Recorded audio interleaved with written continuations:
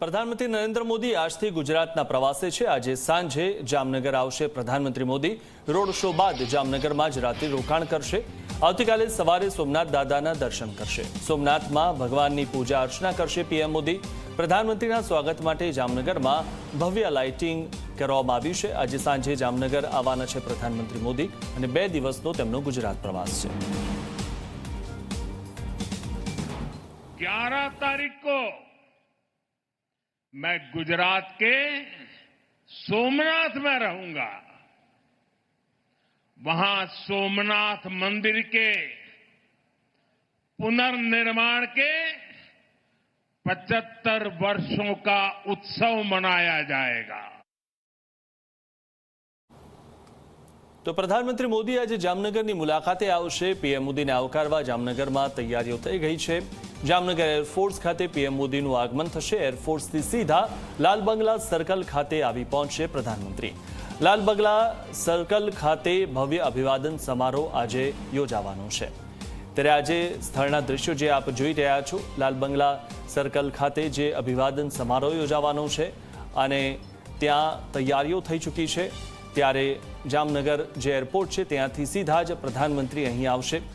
એરફોર્સથી સીધા લાલ બંગલા સર્કલ ખાતે આવશે। પ્રધાનમંત્રી મોદીને આવકારવા જામનગરમાં તડામાર તૈયારીઓ થઈ ચૂકી છે।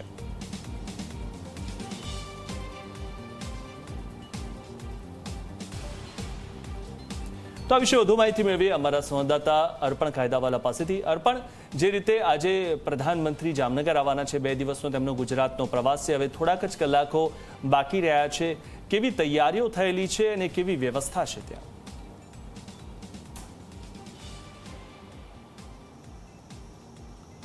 મિથુન, જે પ્રમાણે મૂળ કાર્યક્રમ જે છે પ્રધાનમંત્રીનો સોમનાથ મહાદેવ તે જે જીર્ણોદ્ધારના 75 વર્ષ પૂરા થઈ રહ્યા છે તેની ઉજવણી નિમિત્તની અંતિમ જે વિધિ છે તેનામાં હાજરી આપવા માટે આવવાના છે।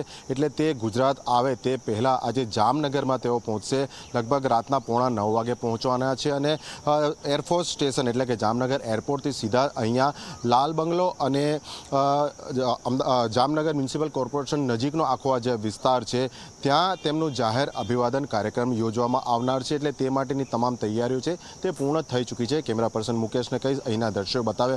આપ જોઈ શકો છો અહીંયા જામનગર મહાનગર સેવા સદનની બહારનો આ રોડ છે। લાલ બંગલો સર્કલથી ટાઉન હોલ સર્કલ વચ્ચેનો આ જે વિસ્તાર છે ત્યાં સર્કિટ હાઉસની બિલકુલ બહાર તરફ મુખ્ય સ્ટેજ બનાવવામાં આવ્યો છે। દૂરની તરફ છે, ક્યાંક અહીંયા કેટલાક રિસ્ટ્રિક્શન છે તેના કારણે આગળની તરફ આપણે જઈ શકતા નથી, પરંતુ પ્રધાનમંત્રી મોદી કે જે રાત્રે રોકાણ પણ ત્યાં સર્કિટ હાઉસ ખાતે કરવાના છે। એટલે આ આખો વિસ્તાર જે છે પોલીસ છાવણીમાં ફેરવી દેવાયો છે, પરંતુ હાલ અત્યંત પારાવાર ગરમી હોવાથી પોલીસ કર્મચારીઓ પણ ક્યાંક વાતાવરણને અનુકૂળ છાયો શોધી અને નજીકના વિસ્તારમાં બેઠા છે। પરંતુ તૈયારીઓ હું આપને બતાવી રહ્યો છું। આપ જોઈ શકો છો તમામ તૈયારીઓ પૂર્ણ થઈ ચૂકી છે, કારણ કે મોડી સાંજ બાદ પ્રધાનમંત્રીનું આગમન થવાનું છે, એટલે લાઇટોની પણ પૂરતી વ્યવસ્થા છે। અને અહીંયા જે કોઈ લોકો જામનગરના નાગરિકો, ભાજપના કાર્યકરો, આગેવાનો, ટેકેદારો, સમર્થકો જે કોઈ અહીંયા આવશે તેમને બેસવા માટેની વ્યવસ્થા છે। અને પ્રધાનમંત્રી જ્યારે સંબોધન કરશે તેના માટે દૂરથી ન જોઈ શકાય તો નજીક માટે પણ એલઈડીની પણ વ્યવસ્થા કરવામાં આવી છે।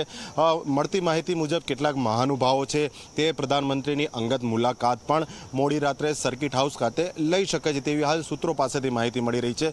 પરંતુ પ્રધાનમંત્રીનો જે સત્તાવાર કાર્યક્રમ છે તે આ જાહેર અભિવાદન બાદ સીધા તેઓ રાત્રિ રોકાણ સર્કિટ હાઉસમાં કરવાના છે। આવતીકાલે સવાર એટલે કે અહીંયાથી લગભગ 7:30 પોણા 8 વાગ્યાની આસપાસ પુનઃ તેઓ જામનગર એરફોર્સ સ્ટેશન ખાતે પહોંચશે અને ત્યાંથી હેલિકોપ્ટર દ્વારા સોમનાથ માટે જવા રવાના થશે અને ત્યાં લગભગ 2 થી 3 કલાકની સમયની આસપાસનો તેમનો કાર્યક્રમ છે। ત્યાં સોમનાથ મંદિરમાં મહાદેવની જે વિશેષ પૂજા થવાની છે તેનામાં તેઓ સહભાગી થશે અને તે બાદ વડોદરા સાંજે પહોંચશે કે જ્યાં સરદારધામ હોસ્ટેલનું લોકાર્પણ પ્રધાનમંત્રીના હસ્તે કરવાનું છે। એટલે 2 દિવસનો આ કાર્યક્રમ છે જેનામાં તેમનું આગમન આજે મોડી સાંજ બાદ થવાનું છે। બસ ગણતરીનો સમય બાકી છે પ્રધાનમંત્રીના આગમનને અને જામનગર વાસીઓ દ્વારા તેમનું અભિવાદન કરવામાં આવશે। આ મુલાકાત અને અભિવાદન એટલા માટે મહત્વની છે કે તાજેતરમાં દેશમાં 5 રાજ્યોની ચૂંટણીના જે પરિણામ આવ્યા અને તેમાં પણ 3 રાજ્યોમાં ખાસ કરીને બંગાળમાં જે રીતે 200 કરતાં વધુ બેઠક મેળવીને ભાજપે જ્વલંત વિજય મેળવ્યો છે તે બાદ પ્રધાનમંત્રીનો હોમ સ્ટેટ એટલે કે ગુજરાતની આ પ્રથમ મુલાકાત છે અને તેના માટે ભાજપના જે હોદ્દેદારો છે, આખું સંગઠન છે, તેમનામાં પ્રધાનમંત્રીને આવકારવા એક અનેરો ઉત્સાહ જોવા મળી રહ્યો છે। મિથુન, જી આભાર અર્પણ, માહિતી આપવા બદલ।